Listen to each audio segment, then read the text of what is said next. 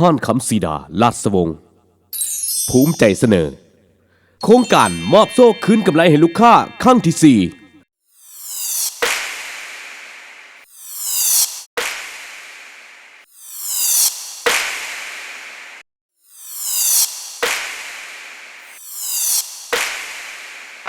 และผู้โชคดีเดือนต่อไปอาจจะเป็นท่านก็ได้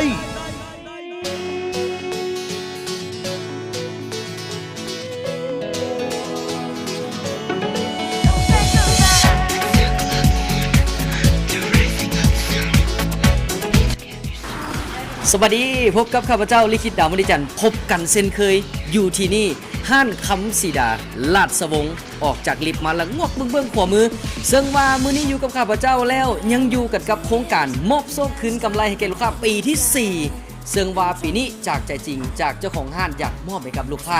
เดือนนี้นี่มันเดือนที่ 6 แล้วที่ว่าเขาแจกคำ2 สลึงสำหรับผู้โชคดีในเดือนที่ผ่านมาหลายทานก็คงที่จะได้หู้และเห็นกันไปได้แล้วแต่ว่าผู้โชคดีในเดือนนี้จะแมนไผในตอนนี้นางเจ้าของห้านคำสีดาอยู่กันกับพวกเขาแล้วถ้าหากว่าพร้อมแล้วเขาไปเกี่ยมจกสลากของพร้อมกันสบายดีและนี่คือเจ้าของห้านคำสีดาและทรงอยู่กันกับพวกเขาแล้วเอาเป็นว่าขอสัมภาษณ์นางแน่น้อยหนึ่งเกี่ยวกับโครงการนี้ถ้าหากว่าบรรดาลูกค้าอยากจะมาร่วมรุ่นคำกับพวกเขาต้องเฮ็ดแนวใดเด้อนาง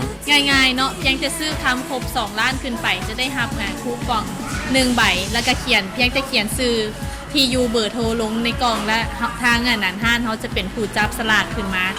ในทุกท้ายเดือนเจ้าซึ่งว่าเขาสิแจกไปจนถึงท้ายปีเลยเนาะส่วนมาท้ายปีเขานี้มีรางวัลใหญ่รอถ่ายอยู่นะนางเนาะสำหรับในโครงการนี้มีรวมมูลค่าทั้งหมดในการแจกทั้งหมดเฮาแมน300 กว่าล้านกีบเจ้า300 ล้านกีบเนาะเอาเป็นว่าตอนนี้ถ้าว่าพร้อมแล้วเฮาให้ทีมงานเฮามาค้นกันก่อนเนาะเพื่อว่ายั่งยืนว่าในการมาจับรางวัลในครั้งนี้เขาต้องมีการค้นก่อน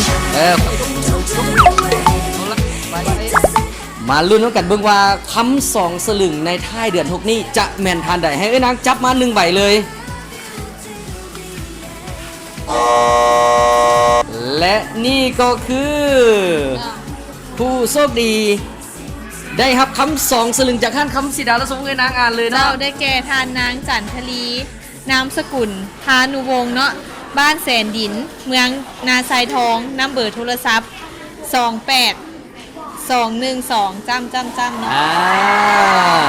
และนี่ก็คือผู้โชคดีที่ว่าได้รับคำ2 สลึงจากท่านคำสีดาและสมเงินของเราในเดือน6แต่ว่าเดือนต่อไปยังจะแจกอีกจนไปฮอดท้ายปีเลยซึ่งวันรางวัลใหญ่ยังรอถ่ายอยู่โอ้แสดงความดีใจนำเนาะเอาเป็นว่าเฮ้ยนางฝากซ้ำท้ายกันตื่มแน่เกี่ยวกับโครงการของเราว่าจัดขึ้นมาเป็นเพื่อจุดประสงค์เนี่ยจุดประสงค์ในการจัดโปรโมชั่นนี้ขึ้นมาก็เพื่อเป็นการตอบแทนลูกค้าที่มาเข้ามาชมไส้ผลิตภัณฑ์ภายในห้างเนาะแล้วก็เป็นการเฮ็ดกิจกรรมร่วมกันกับบรรดาอันนั้นลูกค้าที่เข้ามาชมไส้สินค้าในห้างเฮาเนาะนี่แหละก็คือจากจิตใจของเจ้าของห้างก็คือจัดขึ้นมาเพื่อเป็นการขอบใจที่ว่าให้ความสมั่นและก็มาอุดหนุนด้วยดีตลอดมาเอาเป็นว่าในท้ายเดือนต่อไปแมนไผจะเป็นผู้โชคดีนะครับคำ2 สลึงจากห้านคำสีดาและสวงเขาต้องได้มาลุ้นน้ำกันต่อไปอย่าลืมว่าในการลุ้นเพียงแต่ทานซื้อคำครบ2 ล้านกีบได้1 ใบจับสลากเขียนซื้อที่อยู่พร้อมด้วยเบอร์โทรให้จะแจ้งแล้วมาปอนใส่กล่องนี้ไว้ท้ายเดือนต่อไปเฮามาลุ้นน้ำกันต่ออย่าลืมว่าในการจับสลากของเฮาแมนแจกแท้แจกจริงจับกันอยู่บนนี่สุดทุกท้ายเดือนอยู่ที่ห้านคำสีดาและสวงตลาดเช้าช้อปปิ้งมอลล์อยู่สั้น2ในมื้อนี้